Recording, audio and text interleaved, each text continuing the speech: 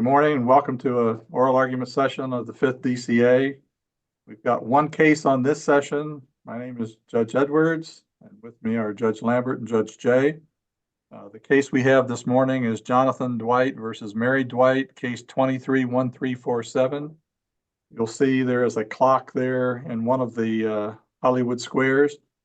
When it's green, that means you have your full time. When it's yellow, you're into your rebuttal time. Red means it's time to stop. If I see you running into your rebuttal time, Ms. Harris, you don't seem to be paying attention to it, I'll give you a little heads up. When it gets to red, that means stop for both of you. That's your entire time. If you have any noisemakers like cell phones or whatever, turn them to silent, please. I wouldn't turn them all the way off. If we lose you, that's sometimes how we have to get you back into our proceeding here. Typically, we reserve 5 minutes for rebuttal. If you want anything different, let me know. Otherwise, Ms. Harris, when you're ready, we can proceed. Good morning. My name is Elizabeth Harris. I'm here on behalf of Mr. Dwight, the former husband. What we have here this morning is a modification proceeding. And, I believe the key inquiry begins with whether the financial ability or circumstances changed since entry of the marital settlement agreement. The details and the agreement are in the brief. I'm not going to really touch on those to a large extent. But the question I think that the judge was faced with was, did the parties account for the change when the parties agreed to the terms of the marital settlement agreement? Let me ask, do you agree though, if the parties did in fact consider retirement as part of their getting this marital settlement agreement put together, that you would lose today? Because it is something they considered, and now that it's happened, I think the case law seems to say that can't be the basis for modification. I think in order to answer your question, I think if the court were to be of the mind that constituted a waiver, which is what I believe the key question is, or the question that's presented by the former wife, is whether the language in the marital settlement agreement was a waiver of the right to seek modification on retirement. So that's the question. I believe if that's what the court determines, then clearly it's a waiver based on the court's opinion. But I believe that you can't have that language and also acknowledge, as I believe the former wife has done, that the provision allotted for what were to happen in a modification based on retirement. If you look, I believe it's page 12 of the former wife's brief. The former wife says, well, the former husband can bring a modification based on retirement and seek a reduction in the alimony to half or more. And if that happens, the provision allows for him to get the escrowed monies back. So that if that's the case, as it's acknowledged by the former wife, how can it be a waiver? That's internally inconsistent, in my opinion. You can't have both. You can't have a provision that says, here's A, B, and C steps that we're going to take on a modification based on retirement, and then say, it's particularly in light of the fact that we have a couple sentences prior to that, it says the parties can modify based on any basis permitted by Florida law. And I think we're all in agreement that retirement would be a basis. So I think Harris, that's under section 6114, you would agree that your client has had to prove 3 things. And the second of those 3 things was the material change was not contemplated at the time of the final judgment. Help me understand how retirement can be referenced at least twice in the MSA, and a supplemental petition is referenced a couple of times related to retirement. How could that ever be not contemplated under the statute? Forgive me if I don't remember the case names, but I believe that based on Berfanis, and you have to show that it was the actual change and the consequences to the income was contemplated.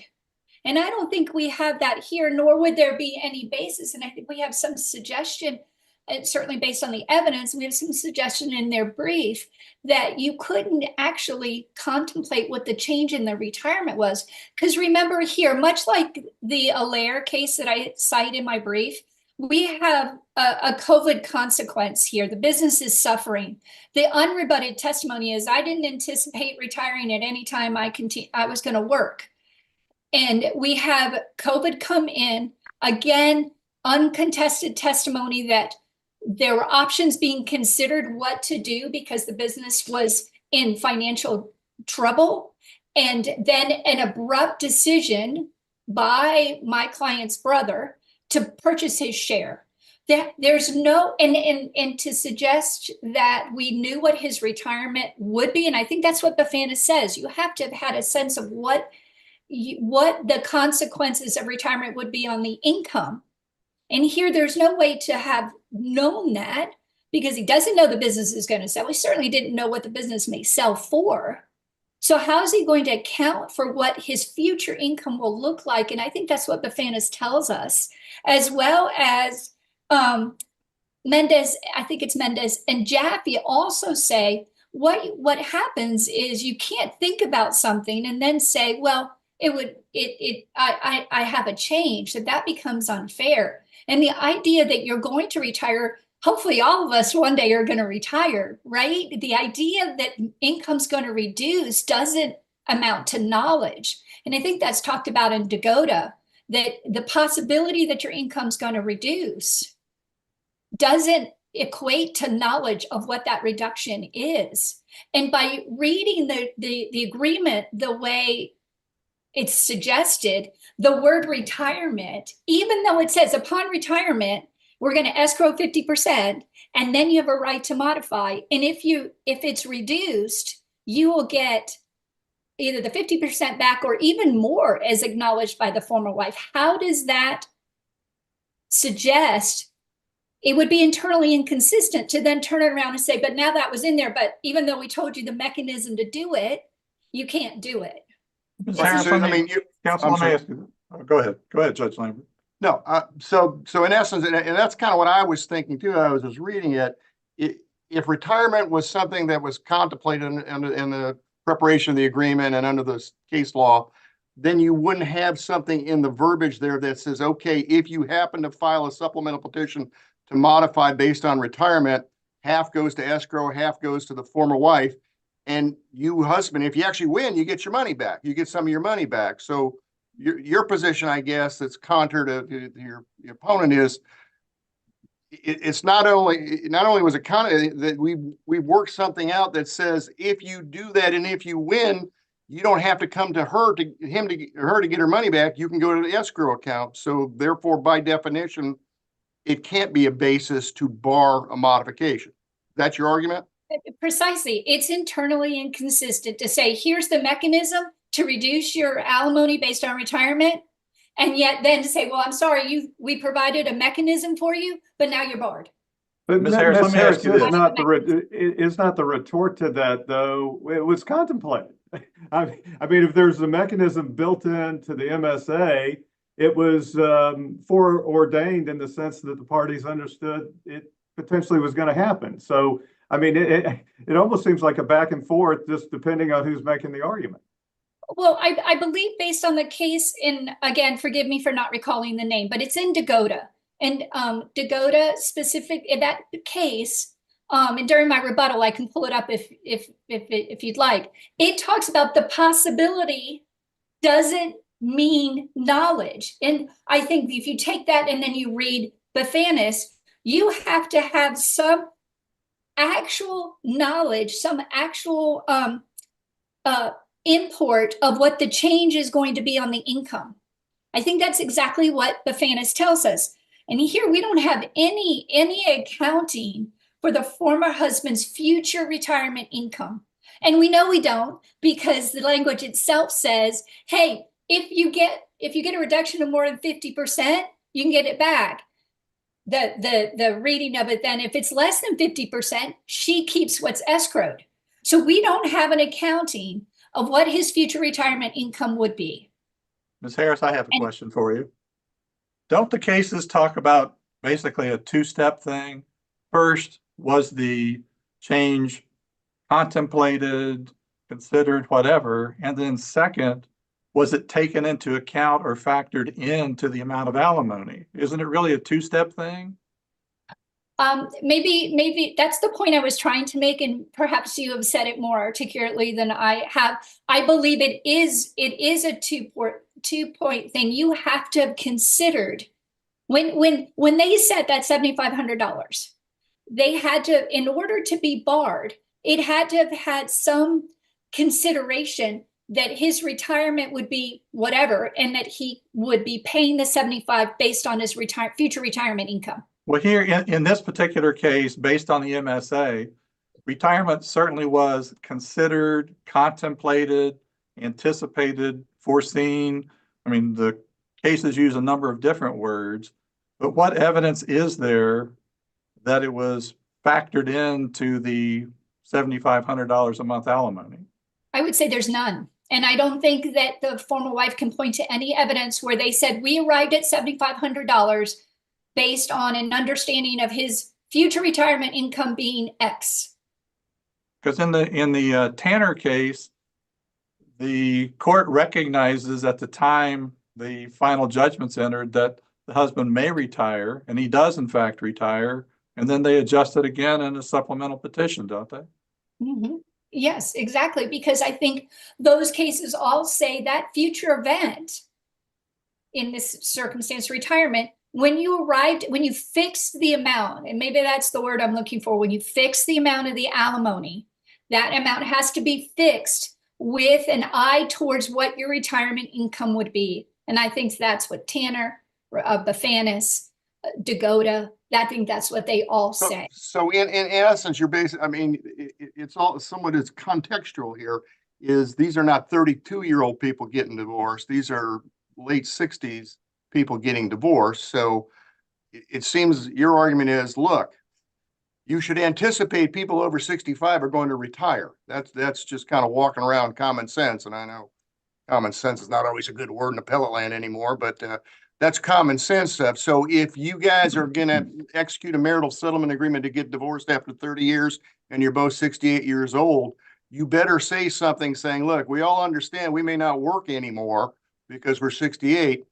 And if either or both of us retire, here's the plan of what's going to happen vis-a-vis the alimony. And absent that, your view is then when the retirement event does occur, that under PIM is a substantial change of circumstances. And then you have to look at the parties' finances at that time vis-a-vis the modification petition. And I think there's room to argue that's what happened here.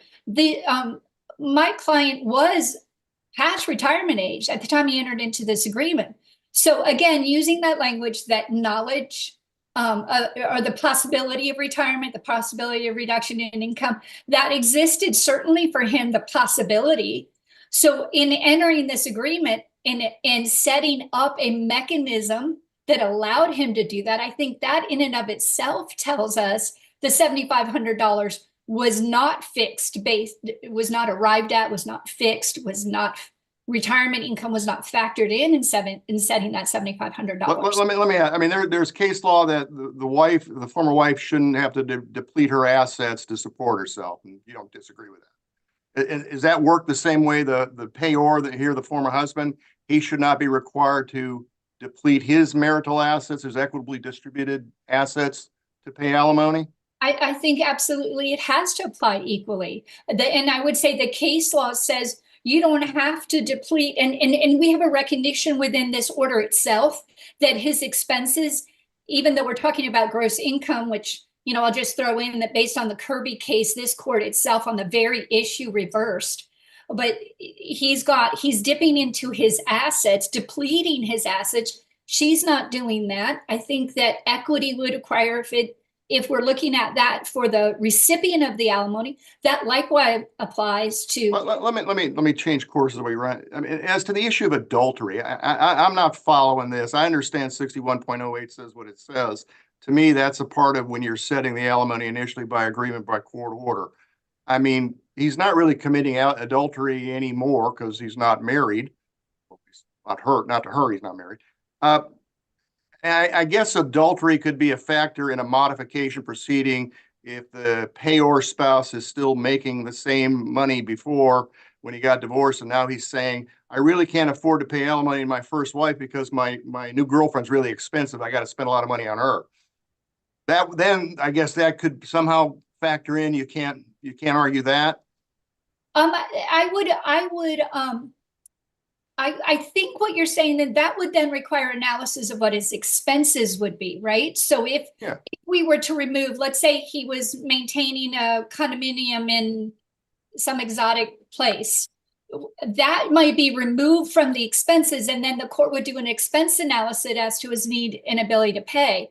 But I would say here, what the court seemed to say, adultery was relevant because there was some emotional toll on the former wife. And I would say there's no evidence of that, nor is there evidence to the extent in which it's supported by the case law.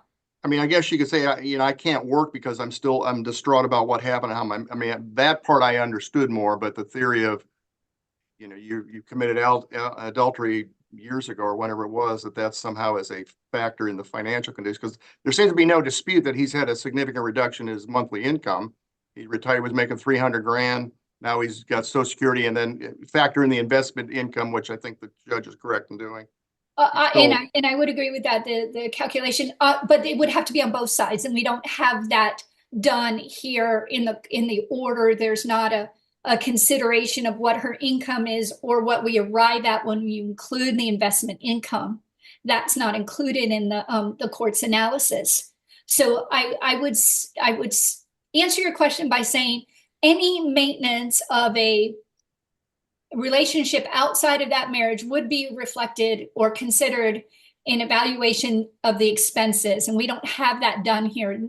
There's no idea that there were expenses paid and what that amount equal to. There's some talk in the transcript about trips and things like that, but there's not a look at the amount. The judge finds $18,000 inclusive of alimony to be his expenses, but there's no looking at those monthly expenses to say this amount of money is spent on a girlfriend or an extramarital affair, and we don't have that done here.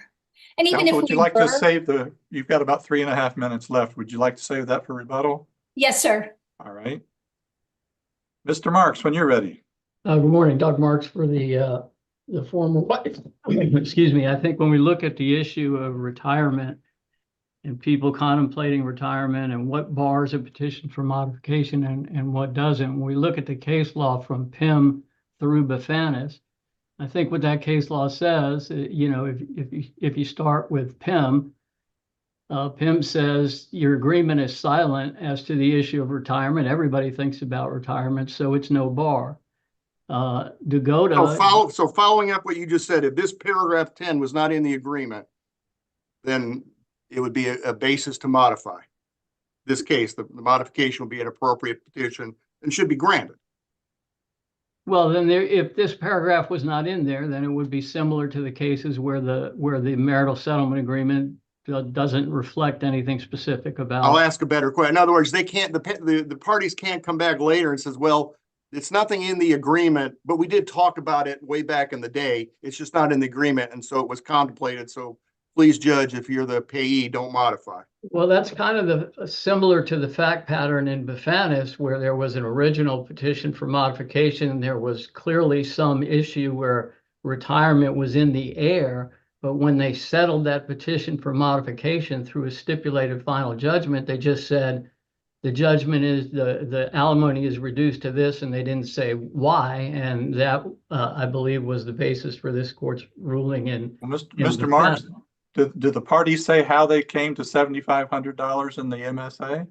I don't think they did. I think it's important to remember with regard to that point that this was a mediation. The actual content of the discussions would have been protected by confidentiality. So I think they could certainly, if they had wanted to, they could have said, we got to $7,500 because that's X% of his his average monthly wage or something like that, but they didn't do that. So what competent substantial evidence that Bofanis requires do you have that shows they actually contemplated and accounted for retirement, not just considered and contemplated? Bofanis says it actually has to be accounted for, factored in, and that's what the other cases say as well. Yeah, well, Certainly considered, yeah. but how is it accounted for? What evidence is there that it was accounted for? I think that, you know, as I just mentioned, this was an overall negotiation where if you take the alimony amount, whatever it is, during the pendency of a modification, that's going to be reduced by half. So it would have been logical to conclude that the figure of 7,500 had reference to what am I going to have to live on when this escrow kicks in, and I'm only getting half. Where's the evidence of that, though? Well, the evidence there's no specific evidence other than the language of the agreement. Again, the language of the agreement, though, just gives a figure. It doesn't say how it got there. I mean, that's what the Bofanis case is all about. It has to have competent, substantial evidence showing that it was factored in, not just that they contemplated it. I mean, that's what all these cases talk about: consider, contemplate, anticipate. That's only half of the question. Was it factored in? Was it baked in? Was the figure arrived at based on whatever? Why in the world would you have a clause in there saying you can petition for reduction of alimony based on retirement and then say, just kidding? well, first of all, I think the actual holding of Bofanis is that we cannot agree that the trial court that the parties contemplated, considered, and factor in the former husband's retirement. I don't think there's a requirement in Bofanis that we say, here's what the husband's income is going to be upon retirement, because in a lot of I completely agree with you. It doesn't, I mean, you could say pay 10,000 a month up till you hit 65, then it goes to 5. That's not what they did. But somehow, roughly, loosely factored in, if all they do is contemplate and consider it, but not factor it in, how then are they barred from seeking it? Especially in this case, when there's in paragraph 10, it tells you what to do if you want to get a petition for modification based on retirement. If you couldn't, if the whole plan was you can't move for modification based on retirement, that's what the agreement would say. Instead, it says just the opposite. You can, and here's how you do it, and here's what happens in the meantime. Well, in response to that, I would say, first of all, the agreement doesn't say that the former wife is precluded when you file a modification based on retirement from saying you've waived, or whatever the correct terminology is, because we have actively considered and dealt with it in this agreement. So there's no waiver of an argument by the wife in a future modification based on retirement to say, no, you can't do that. Sure, because he might make more money in retirement than he was. So yeah, she shouldn't be barred from saying retirement's no big deal. You're now making more money, ex-husband, because of whatever you're doing, consulting things, or your investments have turned out well or something. I don't know. Well, I think the point I was making is that if he brought a petition for modification, which he did, based on retirement, which was the sole ground, that she would still be free to argue it's barred because we actively considered and contemplated it in our agreement. Where in the record is where is her testimony to that effect in the record? What page?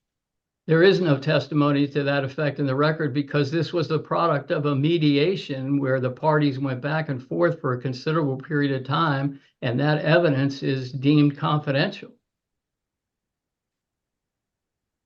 Well, let me ask your opponent, or Ms. Harris. Okay, but the agreement, the plain language of the agreement says, okay, if you petition to modify because you retired, and if that happens, you take 7,500, you send 3,750 to the ex-wife, 3,750 in escrow, and then however the trial court determines the petition, it seems it says if the former husband wins his petition, whether all or some, that some of that escrowed money will be refunded to him. Isn't that what it says?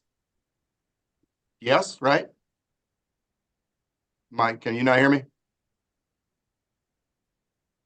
Am I not, am I not on? I can hear you, Brian. Mr. Mark, can you hear Judge Lambert or no? Yes, I can. Okay, well then explain to me how it is that if the ex-husband does exactly what the petition says, is okay, I apparently can petition to modify based upon retirement, and now starting with my next payment post-petition, I send only half the money to my ex-wife and half goes into an escrow account. Then we have a trial, and apparently the trial court can say retirement is a substantial modification, a substantial change in circumstances, and therefore the alimony is reduced to $5,000 a month. That agreement then allows the ex-husband to go to the escrow, whoever's holding the escrow, and saying, okay, please refund me this amount of money, the difference between $7,500 and $5,000 I paid each month until the court ruled. Isn't that what the agreement specifically provides? Is that directed to me? I thought you said. Yeah, who else? I mean, yeah, to you. Okay, yes, no, sir. well, Sorry. you would indicate this is a question for your opponent, but No, I think it's your turn. So I'm talking to you. It's your turn. Okay, what the agreement says, and I don't want to make a mistake in the particular math, but depending on the outcome of a petition for modification based on retirement, Right. there can be a release or disbursement from the escrow account to the former husband, depending on what the result is. So then logically from that agreement, then retirement can't be a bar, which it seems to be what you're saying, or your argument is saying, look, it was contemplated, therefore you can't get any relief, and the trial judge was right, please affirm. That's your position, right? That's your primary position, isn't it? Yes, my position is that if the petition for retirement is filed, the petition for modification based upon retirement is filed, right, that the wife still remains free under that agreement. There's nothing in that agreement that says you've waived any claim that the retirement is a bar. Well, but your position is that, I'm not saying she's waiving, she's enforcing it. She's saying the agreement says you can't win, my ex-husband, because it's obviously was contemplated because we have the word retirement in the agreement. Am I misreading or misunderstanding your primary agreement here? Primary argument here? So I think perhaps where we may differ is is what happens when the petition for retirement, or excuse me, petition for modification based upon retirement is filed. In my view of the agreement, the former wife is still free to argue this is barred. If that argument is unsuccessful, then we kick into the refund provisions, perhaps, of paragraph 10. By the same token, she's not waiving, he's not waiving any claim to file a petition for modification based on some reason other than retirement, Right, but that's not what we're talking about. Yeah, if he had a stroke 3 days after and he couldn't work, then he's saying, I didn't want to retire, but I can't work because I'm disabled now. Lost all his I get all money in that. crypto, But that's not here. That's not what we're talking about. Right.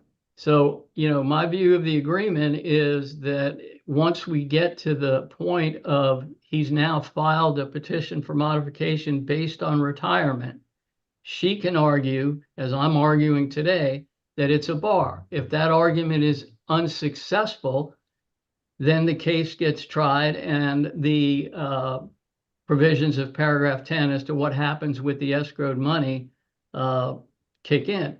That's just ministerial at that point.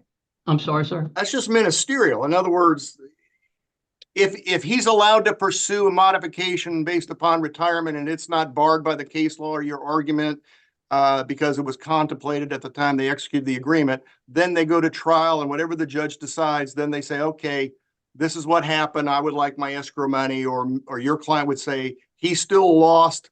I get all the escrow money too. I mean, but that's neither here nor there regarding the substance of what we're talking about here today.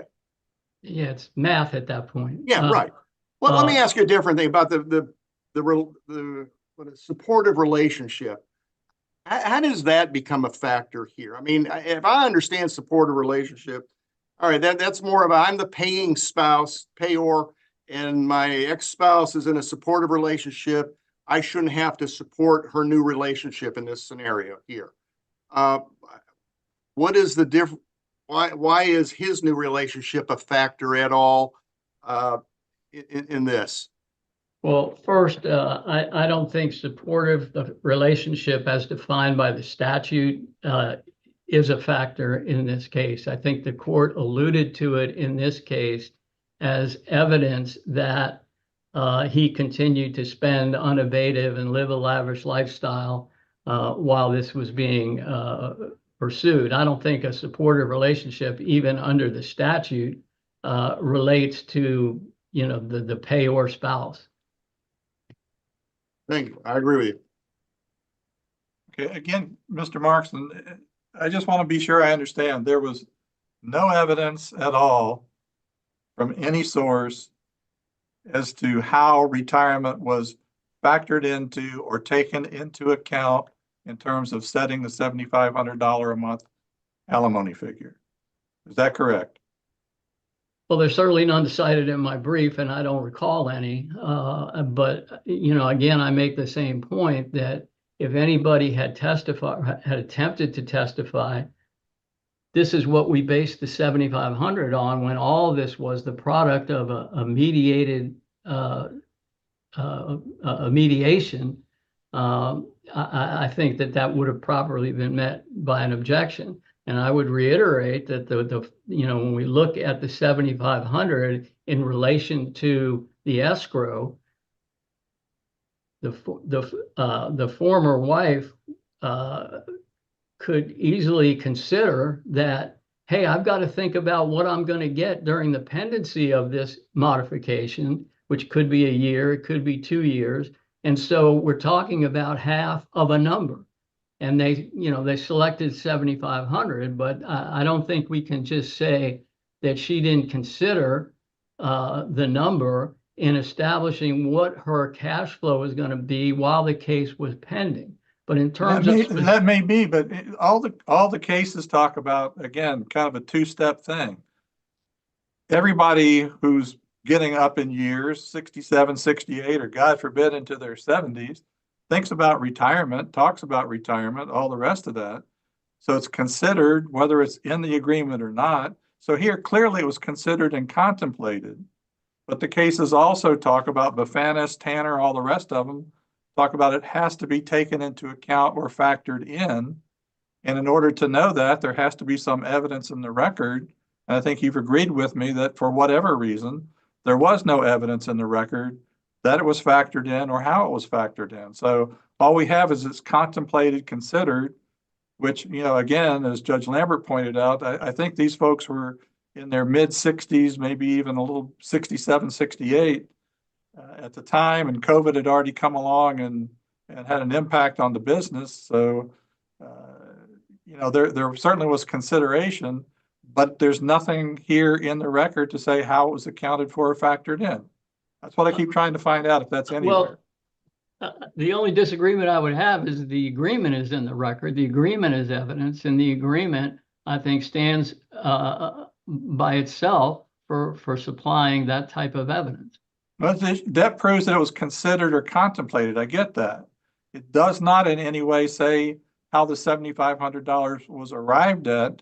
So it does not offer any proof or any insight into whether the retirement was factored in or not. And again, as Judge Lambert has pointed out, and your opponent has pointed out, why would you have a provision in there about you may file a petition for modification based on retirement, and here's what happens when you do that?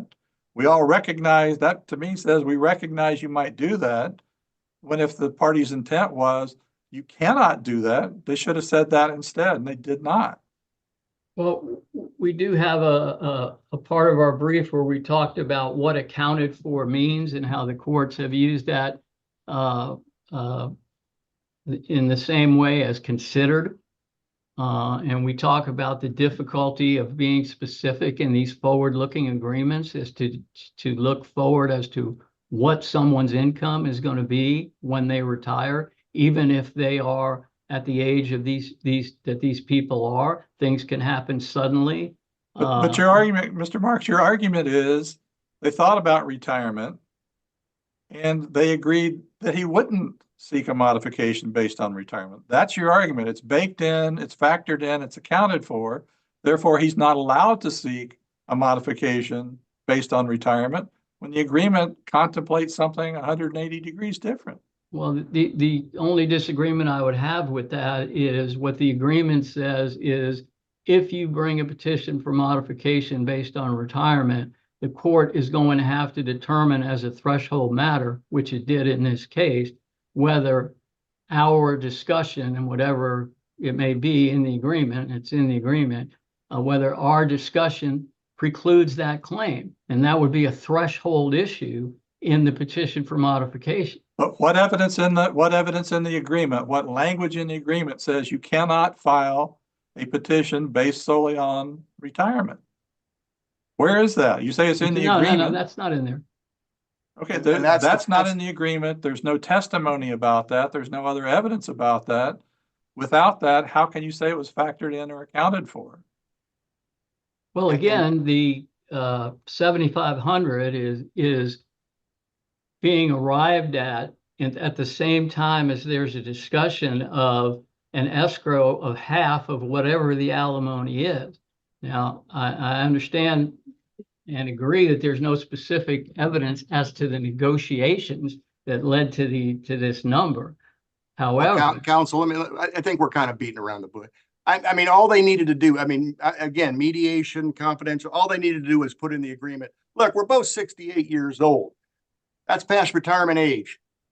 If you petition, we agree that if you petition to modify, you can't base your petition on retirement because that's part of how we came up to our dividing of the assets and what our number is that ex-husband is going to pay to ex-wife. That, as Chief Judge is pointing out and I pointed out, that's not there. That could have been put in there. That would have ended Ms. Harris's case here, certainly would have ended it below. That's not in there.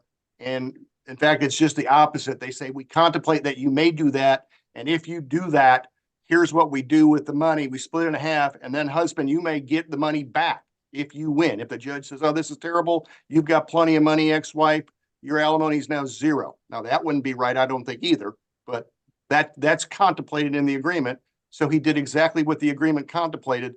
And now your argument primarily is this was contemplated, therefore, as a matter of law, you can't get it. You can't get relief. That's your argument. my argument is that. All right, well, that's how I understand your argument. Go ahead. Okay, well, my argument is a little different than that, and that is that the factual finding by the court was supported by the evidence of the agreement and what it says, and that, you know, the agreement could have had more ironclad language, certainly, but frankly, that's not the way negotiations go in many instances. Thank you, Mr. Marks. Your time is up, so Okay, we'll go back to Ms. Harris. I just want to circle back to Judge Lambert's question about the supportive relationship. And I think, and your question to me was whether it applies to him if you deplete assets, right? She's not required to deplete assets. And I'm struck with the question of, would the law require that he not, for example, in this case, they both take trips. If he were to take a trip with a sibling or with a child or a best friend, is he not permitted to use his assets to pay for that? And yet she may deplete her assets, or she's got her assets there to do as she would like to do. What the court did here is say, you're compelling the former husband how he's to spend his funds. And I think that's kind of the answer to my question is, can the court compel the former husband not to use his assets as he may elect, but only use them to pay alimony? And I think the answer to that question would have to be no, the courts can't compel how he uses his assets. Alimony. No, here, my focus was this, is that retirement is PIM says you can retire and that's a substantial change. That can be a substantial change of circumstances. I don't see that the agreement precludes retirement as being a basis. His income is what his income is. It's substantially reduced from what it was before. Gross income was wrong, but for the use gross income was wrong, but for the purposes here, it doesn't matter whether it's gross or net. He's still paying almost 100% of what his income is. That would seem to be an abuse of discretion under Canacaris. So why we traveled into the world of adultery or supportive relationships was beyond me. If Miss Dwight wants to use her money taking trips, if Mr. Dwight wants to use their assets taking trips, they earn those assets over the years. They can do what they want. Who cares? I mean, I maybe that's a little blunt for appellate land, but that's how I see it. How I see it too, sir. All right. You haven't any further questions? Otherwise, okay, thank you very much. We'll be in recess and we'll be back together, members of the court, at 9:45. All Thank right, you. have a nice day. Thank you. Bye-bye.